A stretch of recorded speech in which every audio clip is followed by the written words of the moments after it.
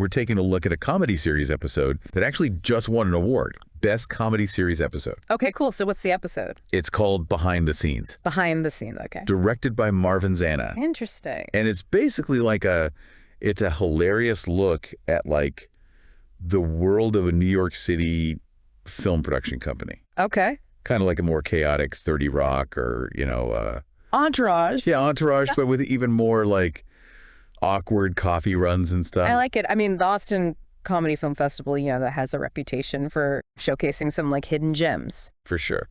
So what's this episode all about? So it definitely going for that, classic sitcom vibe, how we were talking about, like set against the backdrop of filmmaking. Okay, yeah, that makes sense. And what's interesting is in the director's statement, Zana actually mentions, those iconic sitcoms like Friends and How I Met Your Mother as like inspiration for this project. Huh. He's really aiming for like that same relatable humor. Yeah. But with this unique twist about filmmaking. Right. He wants to kind of poke fun at those, not so glamorous realities of the film industry. Sure. And highlighting those everyday struggles that like we can all relate to, Yeah, definitely. Like we all have those days where we're just like running around like crazy and things aren't going right. And totally. I think that's what he's trying to capture. This is where it gets really interesting. He's not just thinking about this one episode. He's playing the long game. He actually envisions this show running for multiple seasons. Really? Like he wants to really dive deep into these characters and their relationships over time. That's a pretty ambitious goal. Yeah. But it sounds like the judges, they must have seen something special in it, right? Definitely. They praised like all the things you'd want them to praise. Yeah. The humor, the characters, the writing. Yeah. But there was this one detail that really caught my eye. Oh, yeah. They mentioned how some characters were intentionally portrayed as lackluster. What do you think about that? It's not your typical sitcom thing. Everyone's like super witty and on top of their game all the time. So. Exactly. Yeah. It's kind of a different approach. It is. Yeah. So what do you think? Like, what's the comedic strategy there? That's a great question. Are they like satirizing industry stereotypes or maybe playing with audience expectations? Yeah, definitely. I think it's like a combination of all those things. There's got to be something more to it. Yeah, there's something deeper there for sure. And the judges actually highlighted Tom.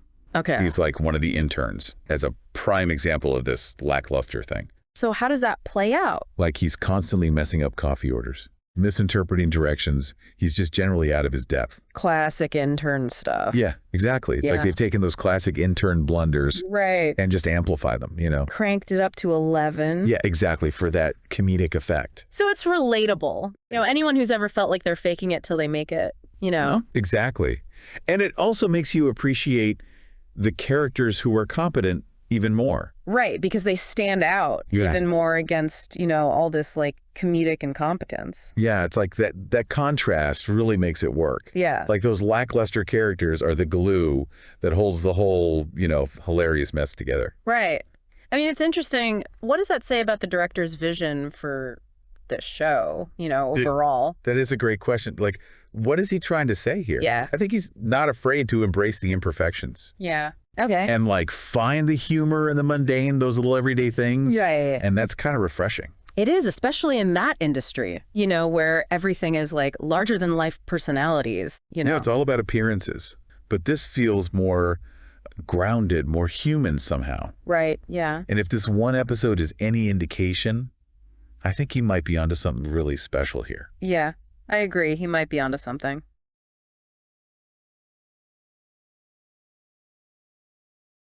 Are you submitting your creative work to film festivals? There are small details that could potentially be the difference between getting selected or rejected on the film festival circuit. Hi, this is Michael Fair, and I've been a film festival director for more than 15 years. I've reviewed thousands of submissions. Would you like me to show you how to present your work in a way that every film festival director loves to see? You wouldn't believe how many submissions have incomplete information that negatively affects your chances of getting selected. Avoid common, costly mistakes that other filmmakers and screenwriters are making every day.